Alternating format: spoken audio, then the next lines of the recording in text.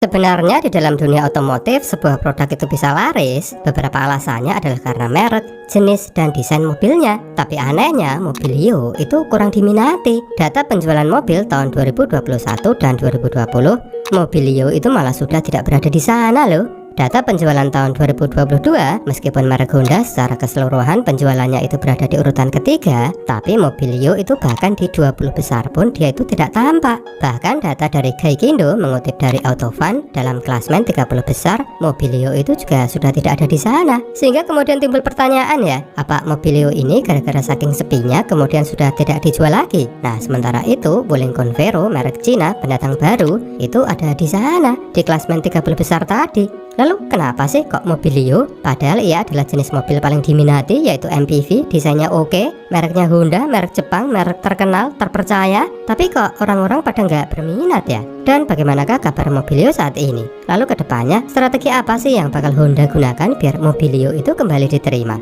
Yuk, daripada penasaran, kita bahas di video ini. Dulu waktu pertama kali diluncurkan tahun 2014, penjualan Mobilio itu sebenarnya bagus loh. Tapi tahun-tahun berikutnya penjualannya terus menurun. Sebenarnya memang mobil ini pas awal launching itu sudah mengundang tanda tanya, karena kayak kurang sepenuh hati gitu. Tampilan depannya mirip sama Brio, dashboardnya juga, termasuk jok pocongnya. Makanya orang-orang menganggap kalau mobil ini adalah Brio yang ukurannya diperpanjang. Soalnya Mobilio ini kan satu kelas sama kayak Avanza, R3 gitu kan. Jadi harapan orang-orang ya kalau bisa seperti itu kan, malah kalau bisa itu lebih baik. Beda dengan Toyota Calya atau Daihatsu Sigra, namanya juga LCGC, sehingga ketika kendaraan itu tampil apa adanya, kurang nyaman, minim fitur, AC kurang dingin, orang masih bisa memaklumi. Namanya juga LCGC kan. Selain itu Honda itu terkenal memiliki NVH yang kurang baik, noise, vibration, and hardness. Kayak sebagus apapun itu produknya, Honda itu kayak ada aja yang kurang. Bahkan CR-V itu ya yang harganya mahal, orang itu mesti pasang peredam suara tambahan biar suara luar itu nggak masuk ke dalam.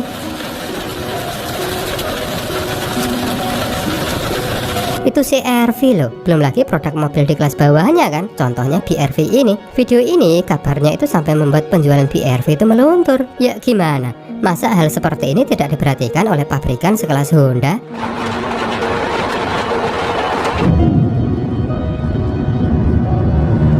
Satu lagi ya, saat Bluebird menggunakan Mobilio sebagai armada taksi mereka, orang-orang yang awalnya ragu makin berkurang minatnya pada Mobilio. Ya meskipun digunakan sebagai taksi itu tentu tidak bisa dijadikan alasan ya, sebuah mobil itu menjadi kurang diminati. Buktinya Avanza juga dipakai taksi, bahkan Alphard, bahkan Mercy, ya baik-baik aja.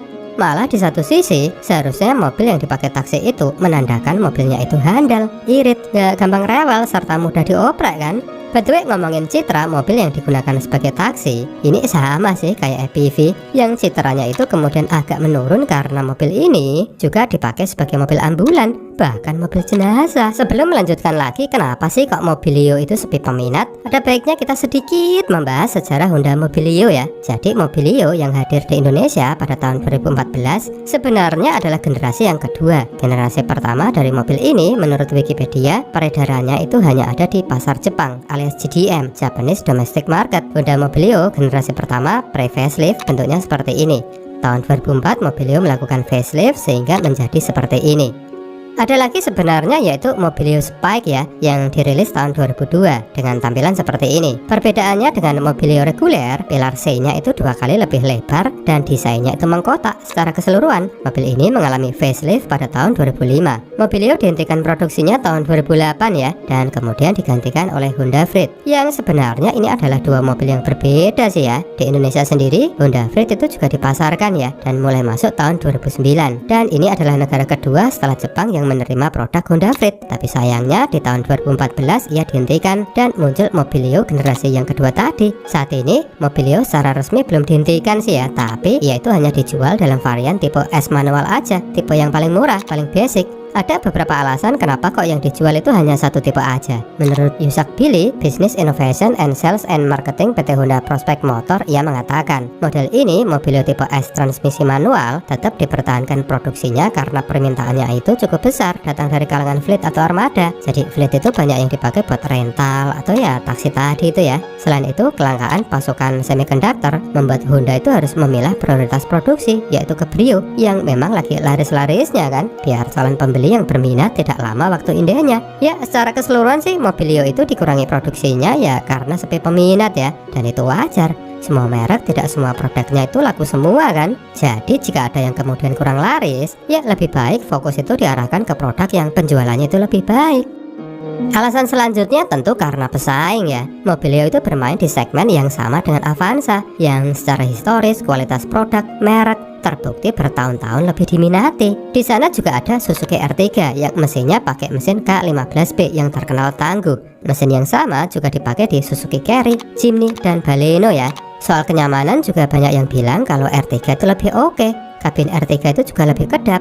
Fiturnya R3 itu juga lebih unggul. Membandingkan R3 GX dan Mobilio RS, di R3 itu sudah ada start-stop engine, power outlet di baris kedua, proyektor lamp, dan lain-lain. Untuk harga lagi-lagi R3 itu juga lebih menarik. Ya tentu ada ya hal yang di Mobilio itu lebih baik. Mungkin desainnya, fun to drive, handling, tenaga, irit, mesinnya yang halus, mereknya. Orang mungkin lebih pede kan kalau naiknya itu Honda. Tapi intinya ketika sebuah produk berada di posisi yang sama dengan produk lainnya, maka wajar ia itu akan dibanding-bandingkan. Mobilio itu ngambil basisnya dari Brio ya, makanya mirip Brio. Sementara R3 di kelas yang sama ngambil basisnya itu dari Swift. Mungkin kalau ngambil basisnya dari Jazz kayak Fit Shuttle, nah itu pasti bakalan lebih menarik tuh.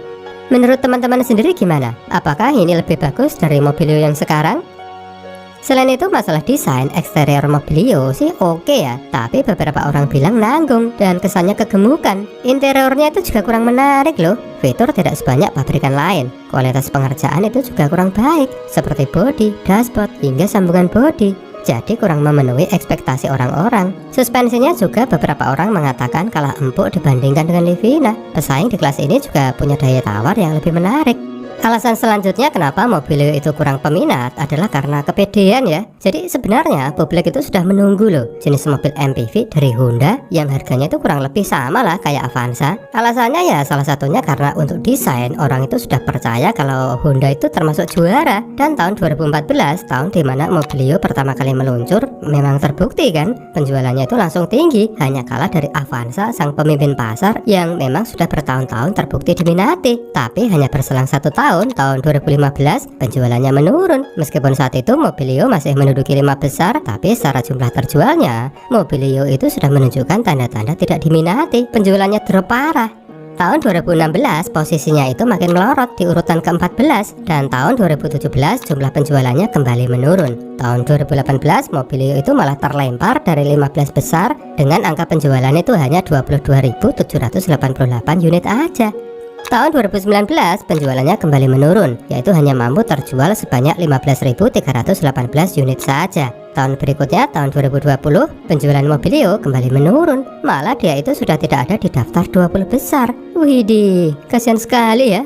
Alasan kenapa penjualan Mobilio itu terus menurun, ya karena publik yang awalnya berharap banyak dari mobil ini kayak nggak menemukan apa yang dicari. Mobilnya itu tidak sesuai harapan. Ya karena Mobilio ini tuh agak membingungkan sih ya. Untuk kelas MPV harganya boleh dibilang murah, tapi secara kenyamanan ala-ala mobil MPV, mobil ini kok agak kurang. Malah ada yang bilang ini mobil LCGC harganya MPV. Kalau dibandingin sama Sigra dan Calya sih tentu ya dia itu lebih nyaman. Tapi kan Calya Sigra maksudnya LCGC. Ya mohon maklum lah kalau agak-agak nggak nyaman. Tapi kalau dibandingkan dengan yang sekelas, banyak yang bilang Mobilio itu kurang. Padahal ini sangat disayangkan loh. Honda itu kan sebenarnya punya potensi besar ketika menjual MPV, bahkan berpotensi buat menjegal Avanza sebagai pemimpin pasar. Dan itu sempat terbukti kan pada peluncuran Mobilio pertama kali tahun 2014, posisinya itu langsung ada di nomor 2. Ini kasusnya mungkin kayak Honda Stream ya atau Freed. Padahal kalau dilihat dari desain mereknya Honda, seharusnya kan mobil ini bisa lah minimal mengganggu dominasi Avanza. Tapi pada kenyataannya ya nggak laris-laris amat kan.